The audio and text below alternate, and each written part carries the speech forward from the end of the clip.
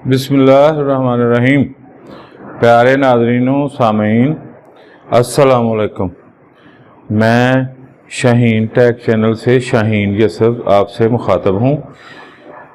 आज बारी है गैस टरबाइन पावर स्टेशन की वजाहत के लिए, लेकिन पहली वीडियो में डीज़ल पावर प्लांट का तज़किरा किया गया था और कुछ प्यारे नाज़रीन से मेरा रब्ता हुआ जो कि मैकेनिकल इंटरेस्टेड थे शायद।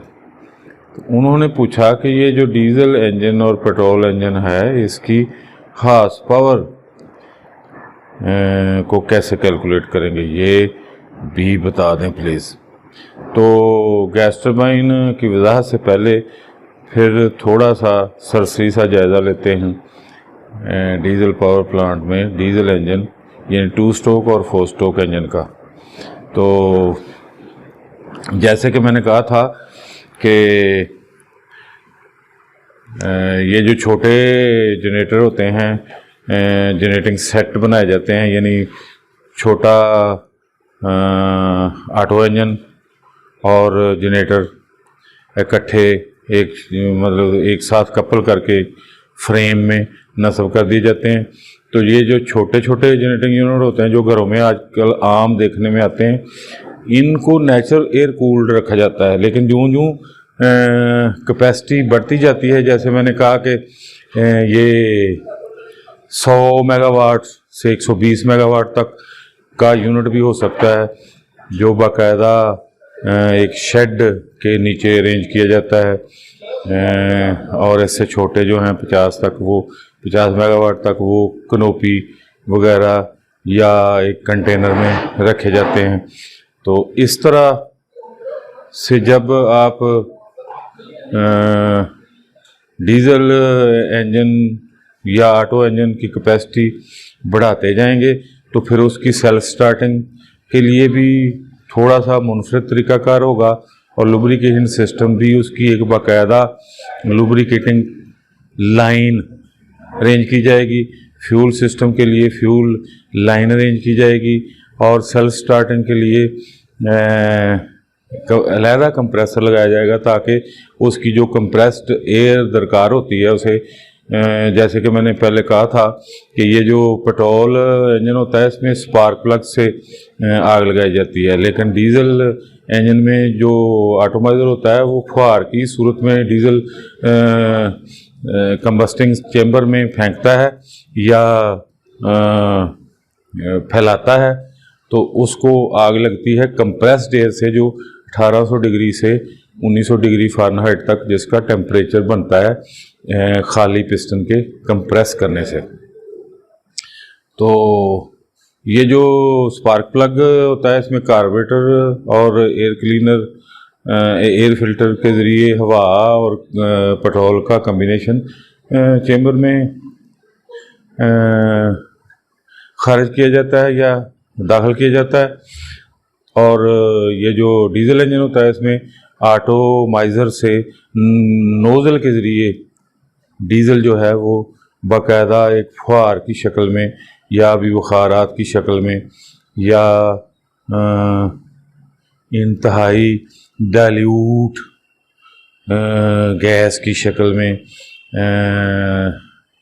चेंबर में डिलीवर किया जाता है। तो ये पेट्रोल इंजन जो है ये 4 स्ट्रोक भी हो सकता है, 2 स्ट्रोक भी, लेकिन जो आमतौर पर डीज़ल इंजन के बारे में देखा गया है डीज़ल इंजन 4 स्ट्रोक ही होता है। तो अब देखने वाली बात यह है कि ये जो मैंने कहा था कि 10 kVA का अगर जनरेटर है तो उसको 10% उसके लासे जो अंदर उसके होते हैं वो भी शामिल करें तो वो 11 kVA का हो जाएगा। 11 kVA को 1.34 और 1.36 से ज़रब दें तो 15 हार्स पावर का इंजन जो है उसको चलाने के लिए बेहतर होगा। इसी तरह से ही आप जब 100 मेगावाट 50 मेगावाट का जनरेटर चलाएंगे तो उसको जो प्राइम मूवर की ताकत होगी यानी डीज़ल इंजन की जो कैपेसिटी होगी फिर इसी हिसाब से वो बढ़ेगी। तो जब इतना बड़ा इंजन होगा तो वो 4 सिलेंडर 6 सिलेंडर या 8 सिलेंडर होगा। तो अब हम देखते हैं। सबसे पहले एक दफ़ा मैं ये फिर दोहरा देता हूँ कि 2 स्ट्रोक क्या होता है। ये है, फ़र्ज़ करें कि पिस्टन चलने की जगह यानी कंबस्टिंग चेम्बर, इसमें इधर फ़र्ज़ करें कि इधर से या इधर से पिस्टन जो है, इधर से अगर ये है बॉटम डेड सेंटर BDC, तो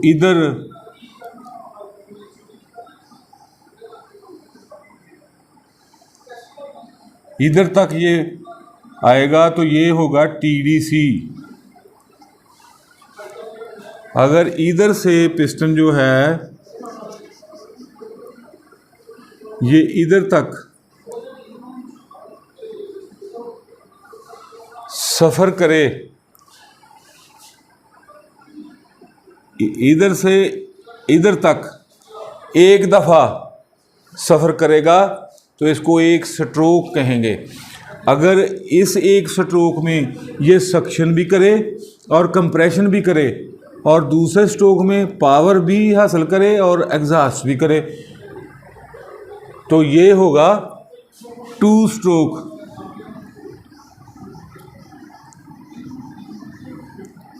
इसमें पोर्ट्स बनाई जाती हैं, यानी इस तरह से अरेंज की जाती हैं कि जब ये पिस्टन ऊपर जाएगा सक्शन होगी, आगे जाएगा कंप्रेस करेगा, उतनी देर में वो भर चुका होगा, कंप्यूटर की फुहार जो है, कार्बोरेटर की जो फुहार है वो आ चुकी होगी, तो उसको कंप्रेस करेगा। फिर वो स्पार्क प्लग जो है, ये जो स्पार्क प्लग का स्पार्क करना और इसका कंप्रेस करके सक्शन करके ऊपर लेके जाना, पेट्रोल का जमा होना, कार्बोरेटर का फुहार फेंकना, इसको टाइमिंग सीक्वेंस कहते हैं इंजन का, ऑटो इंजन का। तो आम आप जब मैकेनिक के पास बैठे होंगे या जाएंगे तो वो टाइमिंग कहते हैं। तो टाइमिंग सीक्वेंस के लिहाज से जब ये मतलब पोर्ट्स, एक एग्जॉस्ट पोर्ट और एक फ्यूल पोर्ट, ये पोर्ट्स होती हैं और इधर इसके लगाया जाता है स्पार्क प्लग।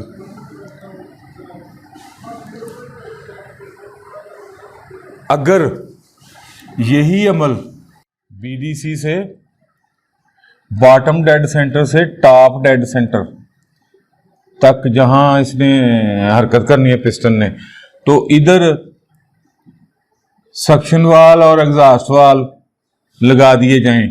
अगर पेट्रोल इंजन है तो इधर स्पार्क प्लग लग जाएगा। इसमें ये होगा कि ये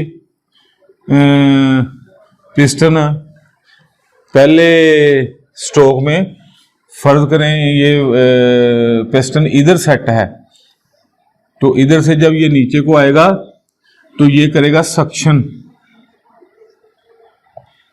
और फिर जब ऊपर जाएगा तो ये डीजल जो है वो आ जाएगा अंदर, फ्यूल अंदर आ जाएगा, तो फिर ये करेगा कंप्रेशन।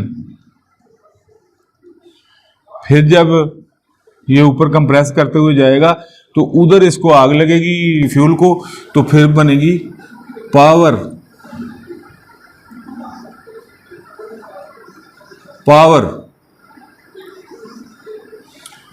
फिर ये ऊपर जाएगा तो फिर बनेगा एग्जॉस्ट। यानी suction stroke, compression stroke, power stroke, exhaust stroke, ये सारे मिल जाएं तो एक साइकिल बनेगा। और इस इधर 2 स्ट्रोक में एक साइकिल मुकम्मल होगा, इधर 4 स्ट्रोक में एक साइकिल मुकम्मल होगा। तो इस इंजन को हम कहेंगे 4 स्ट्रोक।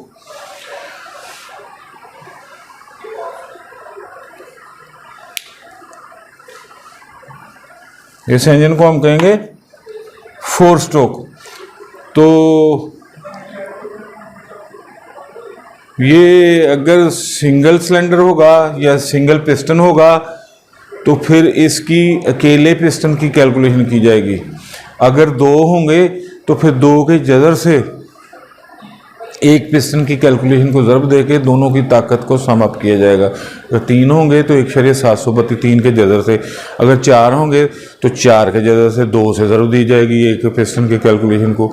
अगर 6 हैं तो फिर 2/44, अगर 8 हैं तो फिर 4। इस तरह से मतलब 6 के जदर से 8 के जदर से ज़रब दे के सिंगल पिस्टन की कैलकुलेशन को, तो वो पूरे इंजन की पावर आ जाती है। तो ये रिवीजन हो गई 2 स्ट्रोक और सिंगल स्ट्रोक 4 स्ट्रोक की। तो अब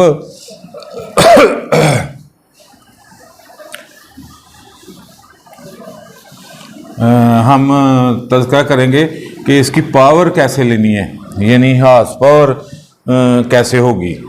हार्स पावर इस तरह से होगी कि पहले मैंने कहा था कि इधर हम अगर फ़र्ज़ करें ये डीज़ल इंजन लगाते हैं, इसको कपल करते हैं जनरेटर से, तो ये जैसे जैसे बड़ा होता जाएगा इसको फ्यूल सिस्टम बाकायदा फ़िल्टर और पंप लगा के इधर से फीड किया जाएगा और इधर से लुब्रिकेशन सिस्टम का बाकायदा आयल रख के, मतलब लुब्रिकेशन सिस्टम का टैंक, उसको पंप के ज़रिए इसको फीड कराया जाएगा और इसको फिर इधर से ड्रेन करा के इधर आयल कूलर बनाया जाएगा, उसको फिर इधर लिया जाएगा इस तरह से। तो ये जो ऑयल कूलर है इसको इधर वाटर कूलिंग टावर लगा के वाटर से इसको सर्कुलेट कराया जाएगा, तो ये सिस्टम बन जाएगा। यानी ये जो तेल इधर गर्म होके इधर आएगा, वो पानी की सर्कुलेशन से ये ठंडा हो जाएगा, फिर इधर आएगा, फिर ये इसको इधर से सर्कुलेट करवाएगा लुब्रिकेशन के तौर पे। तो ये जो फ्यूल है ये मुतवातर चलता रहेगा। दूसरी बात ये है, जब ये बड़ा हो जाएगा इंजन तो इसकी जो सेल्फ स्टार्टिंग है उसके लिए इसके पिस्टन जो कंप्रेशन से हरारत पैदा करेंगे वो नाकाफ़ी होगी। इसके लिए इधर एक अजाफी कंप्रेसर लगाना पड़ेगा जिसको हम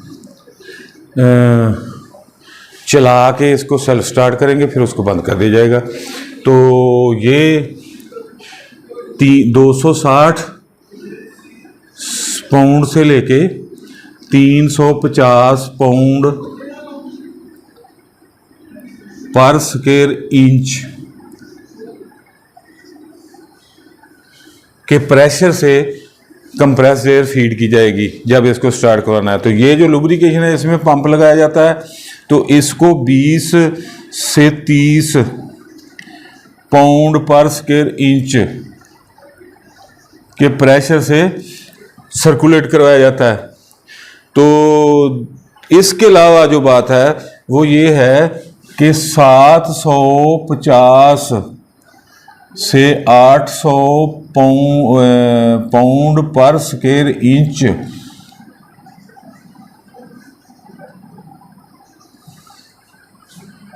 के प्रेशर से ये जो सिलेंडर में पिस्टन पे प्रेशर बनता है, कंबस्टिंग चेम्बर में जो पिस्टन पे प्रेशर बनता है वो 750 से लेके 800 पाउंड पर स्क्वायर इंच तक का मैन्युफैक्चरर बताते हैं। इसके राउंड अबाउट कमोबेश भी हो सकता है। तो इस लिहाज से इसको, इस प्रेशर को जब हम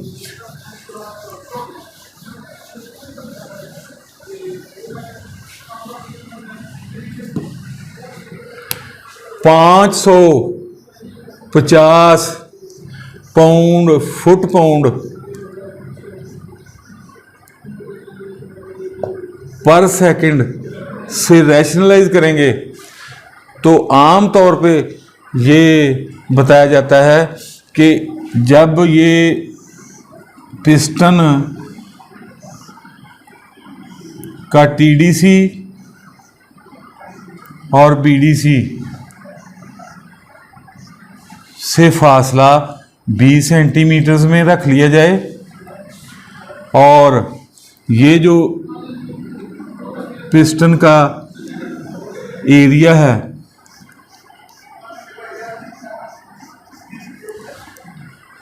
ये होगा पाई बाई 4 ज़रब डी स्केयर, और डी जो है वो सेंटीमीटर्स में होगा।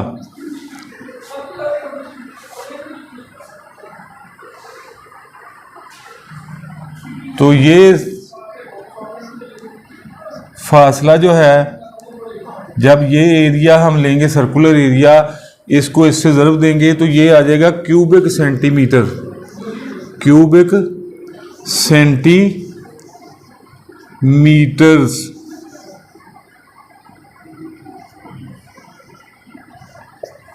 या सीसी, क्यूबिक सेंटीमीटर को सीसी कहते हैं। इसको जब रैशनलाइज करेंगे तो ये इसको जब रैशनलाइज किया जाएगा या करते हैं या करेंगे या कर लिया जाए तो फिर ये सीसी जो है ये हमें हासिल हो तो 100 सीसी जो है वो वॉल्यूम 1 हार्स पावर के बराबर होता है। अगर हम फर्ज करें कि इसका जो डाया है ये 15 सेंटीमीटर है और ये जो है वाया लेंथ जो है स्ट्रोक लेंथ SL ये है 10 सेंटीमीटर। तो अब इसको करें सीसी में कन्वर्ट करने के लिए क्यूबिक सेंटीमीटर में, तो ये होगा π/4 ज़रब 15 का स्केयर ज़रब 10। अब ये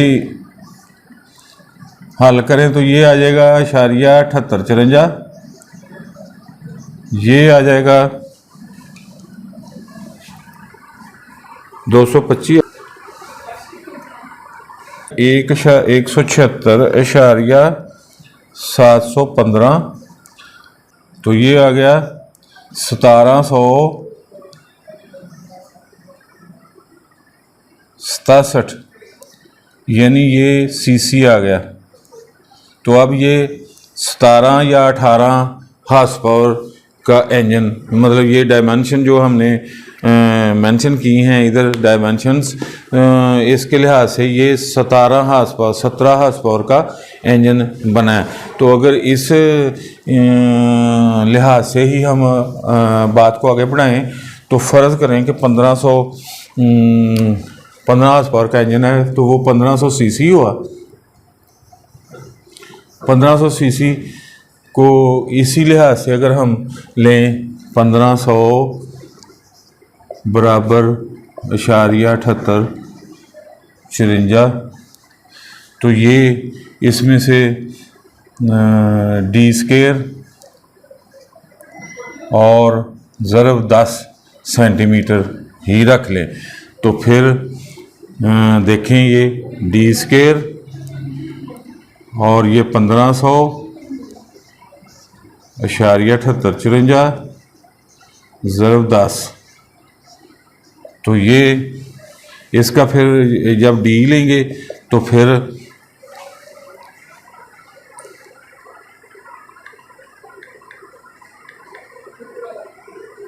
तक़सीम 0.7854 तक़सीम 10 और इस तकरीबन आ जाएगा 13.82। इसका मतलब ये हुआ कि ये 13.8 सेंटीमीटर अगर डाया हो और 10 सेंटीमीटर सिलेंडर की लेंथ हो तो जो सिंगल सिलेंडर इंजन होगा वो 15 हार्स पावर का होगा। अगर इसी तरह हम 2 सिलेंडर रखेंगे तो फिर हम 1.41 यानी दो पिस्टन फ़र्ज करें, एक पिस्टन का 1500 सीसी वॉल्यूम है तो फिर ये जो डाया होगा उस पिस्टन का उसको इस लिहाज से 2 के जज़र के हिसाब से यानी 2 के जज़र से तकसीम करेंगे। 1/2 का जज़र या 1/1/41 या 0.0707। अगर ये 3 होंगे तो फिर एक को एक पिस्टन का साइज़ लेंगे, उसको 3 के जज़र से तकसीम करेंगे, उस तरह के 3 पिस्टन डालेंगे तो पावर जो है वो ऐड हो जाएगी। अगर 4 हैं तो 4 का जज़र, अगर 6 हैं तो 6 का जज़र, अगर 8 हैं तो 8 का जज़र। इस तरह से हम इसकी हार्स पावर का तखमीना लगा सकते हैं। ये डीज़ल इंजन जो है उसकी बात हार्स पावर एस्टिमेशन की बात जो है वो मुकम्मल हो चुकी है। अब हम आते हैं अपने आज के टॉपिक यानी गैस टरबाइन पावर स्टेशन पे। तो गैस टरबाइन पावर स्टेशन जो है वो सादा सा पावर स्टेशन है, मुसलसल चलने वाला नहीं, स्टैंड बाई सिस्टम के तहत उसको रखा जाता है।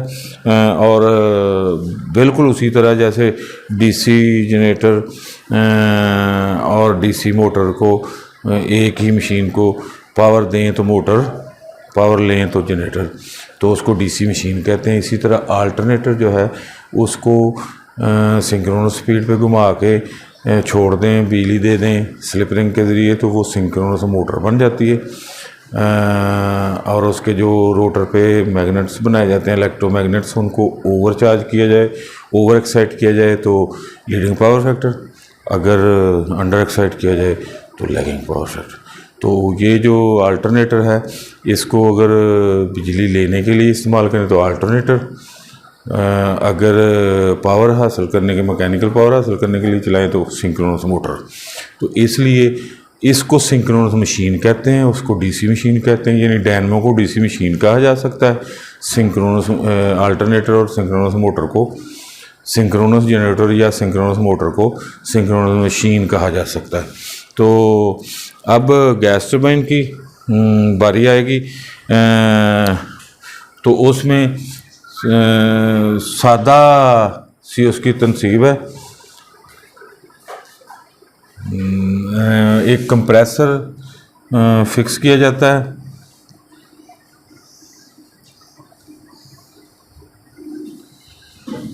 उसके कॉमन शाफ्ट पे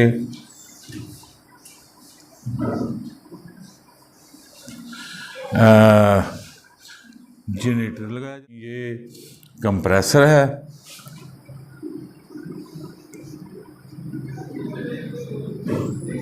और ये अल्टरनेटर है, और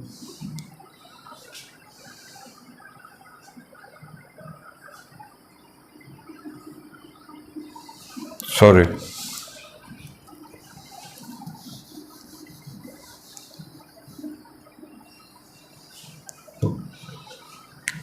ये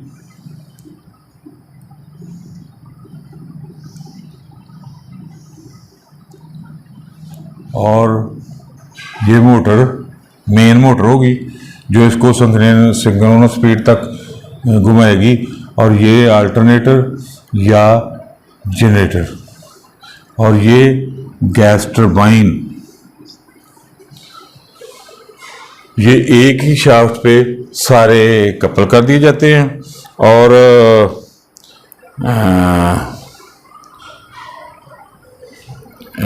ये जो कंप्रेसर है इसके साथ इधर मेन फिल्टर हाउस फिक्स कर दिया जाता है, यानी इसके साथ नस्ब कर दिया जाता है फिल्टर हाउस जो इसको एयर देगा फिल्टर करके।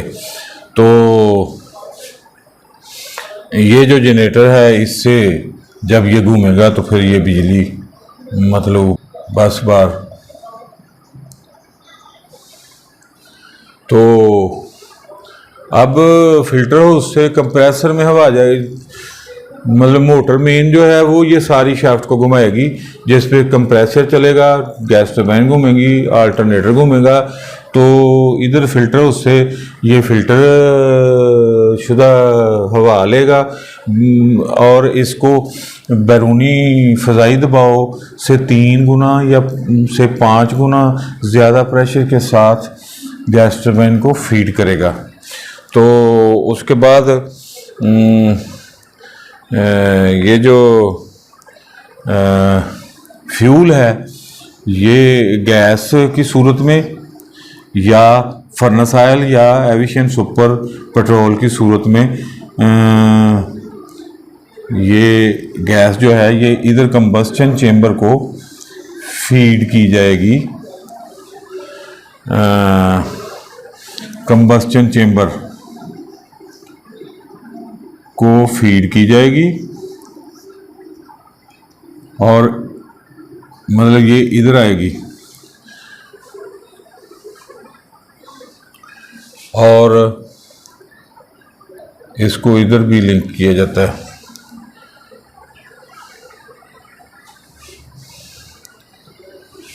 इधर रीजनरेटर इसे कहते हैं।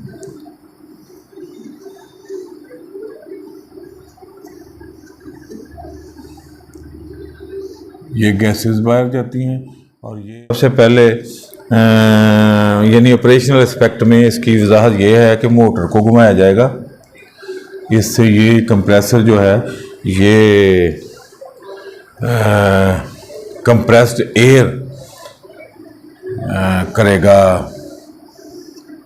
अपना फीड करेगा टरबाइन को और उधर से टाइमिंग सीक्वेंस जो इसका फिक्स कर दिया जाएगा, उस टाइमिंग सीक्वेंस से ये गैस या ऑयल जो है फ्यूल की सूरत में, फ्यूल कह लें, ये इधर कंबस्टन चेंबर में फीड होगा और कंबस्टन चेंबर में टाइमिंग सीक्वेंस के लिहाज से इग्निशन का बंदोबस्त किया जाएगा, यानी इसको आग लगेगी। जब इसको आग लगेगी तो ये कंप्रेस्ड एयर इसको पहले फीड हो रही है और इधर ये कंबस्टन चेंबर से जो हरारत है आग वो इस मतलब कंप्रेस्ड एयर को फीड हो रही है। तो इधर से कंप्रेस्ड एयर आ रही है, इधर से आग इसके साथ मिल के इस फीड शुदा कंप्रेस्ड एयर के प्रेशर को इतना बढ़ा देगी कि ये जो टरबाइन है उसके ब्लेड में वेलोसिटी उसकी इतनी होगी कि टरबाइन को घुमाना शुरू कर देगी। तो जब टरबाइन घूमेंगी ये अल्टरनेटर भी इसके लोड पे आ जाएगा और कंप्रेसर भी इसके लोड पे आ जाएगा। ये सेंट्रीफ्यूगल स्विच या रैचेट सिस्टम के तहत मोटर जो है वो इसकी जब जो स्पीड जनरेटर अल्टरनेटर की सिंक्रोनस स्पीड तक जाएगी तो इसको रैचेट सिस्टम या सेंट्रीफ्यूगल स्विच सिस्टम के तहत इसको बंद हो जाएगी, ये यानी ये अलहदा हो जाएगी सर्किट से, तो ये बंद हो जाएगी। अब ये टरबाइन जो है ये इसका भी लोड उठाएगी और आधा लोड इसका उठाएगी। तो इधर से गैस फीड होती रहेगी कंबस्टन चेंबर को, कंबस्टन चेंबर की आग इधर गैस टरबाइन में, इधर से कंप्रेस्ड एयर आई अपना रीजनरेटर में, कंप्रेस एयर गई बाहर एग्जॉस्ट करने के लिए, इधर से ये जो है अपना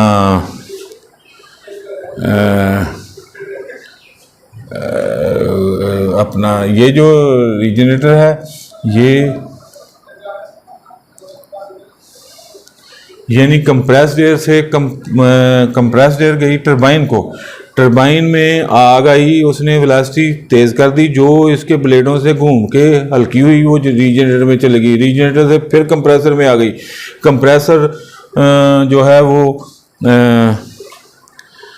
फीड कर रहा है रीजनरेटर में और रीजनरेटर से इधर कंबस्टन चेंबर में आ रही है और कंबस्टन चेंबर में से फिर आ रही है टरबाइन में, तो टरबाइन से हल्की होकर इधर जा रही है। इस तरह का सीक्वेंस बन जाता है। यानी सबसे पहले मोटर ने जनरेटर को, टरबाइन को और कंप्रेसर को स्टार्ट किया, घुमाया, तो ये कंप्रेस्ड एयर जो है वो रीजनरेटर में फीड होनी शुरू हो गई। रीजनरेटर से टाइमिंग सीक्वेंस के तहत कंबस्शन चैम्बर में आई, कंबस्शन चैम्बर में उसे आग लगी, तो ये जो है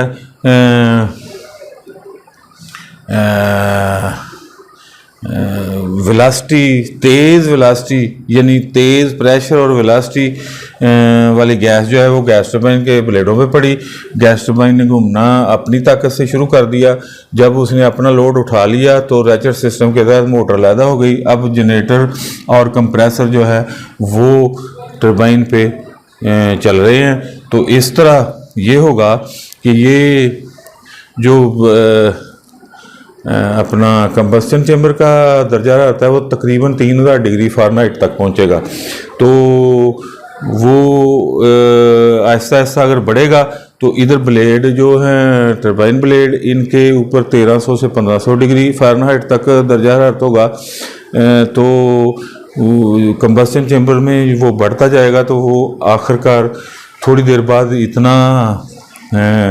इतनी हरारत पैदा होगी कि गैस टरबाइन के ब्लेड जो हैं वो उनके लिए वो हरारत नाकाबिले बर्दाश्त हो जाएगी।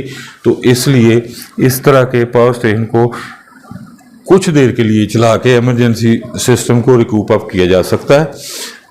तो इस लिहाज से ये जो पावर स्टेशन इस तरह के हैं, गैस टरबाइन पावर प्लांट, ये स्टैंड बाई सिस्टम के लिए बनाए जाते हैं। अक्सर औकात ये होता है कि ये सिस्टम में सिंक्रोनस मशीन के तौर पे अपने अल्टरनेटर को सिंक्रोनाइज कर देते हैं और उसके लिहाज से अगर लीडिंग पावर फैक्टर दरकार होता है तो उसकी ओवर एक्साइटेशन, अगर लैगिंग होता है तो उसकी अंडर एक्साइटेशन करके सिस्टम को रेजोनेंट पावर फैक्टर के लिहाज से रेजोनेंट हालत में लाने के लिए ये सिंक्रोनाइज कर दिए जाते हैं। और जब एमरजेंसी में बिजली दरकार हो, कोई 10-12 घंटे, 2-4 घंटे एक दिन, उसके लिए इसको चला लेते हैं। अब मेटलर्जिस्ट जो हैं दुनिया में, उन्होंने इस तरह के मटेरियल की दरियाफ्त शुरू कर दी है कि ये लगातार भी चले तो इसको दर्जा हरारत के बढ़ने से कोई फ़र्क ना पड़े। लेकिन अब तक यही शुनीद है कि इसको एमरजेंसी के लिए चलाया जाता है और एमरजेंसी में ही रिकूप अप करके एमरजेंसी की जो ब्रेकडाउन वगैरह की सूरत में एमरजेंसी में पावर सप्लाई चाहिए होती है तो आम हालात में इनको सिस्टम से, मेन सिस्टम से सिंक्रोनाइज कर दिया जाता है और एज ए सिंक्रोनस मशीन ये पावर फैक्टर, सिस्टम के पावर फैक्टर को रेजोनेंट पोजीशन में रखने के लिए काम आती हैं ऐसी मशीनें, यानी गैस टरबाइन पावर प्लांट। तो ये था इसका स्ट्रक्चरल और अपना स्ट्रक्चरल और ऑपरेशनल एस्पेक्ट्स ही जो वाज़े कर दी गई हैं। अब गैस टरबाइन सादा सा पावर प्लांट था और गैस टरबाइन के साथ ही डीजल पावर प्लांट की जो वजाहत दरकार थी या मुतालबा था वो भी मैंने बता दिए। तो अब अगले प्रोग्राम में न्यूक्लियर पावर स्टेशन के बारे में बताया जाएगा। यहाँ तक गैस टरबाइन का जो चैप्टर था वो क्लोज़ हुआ। तो खुदा हाफिज़।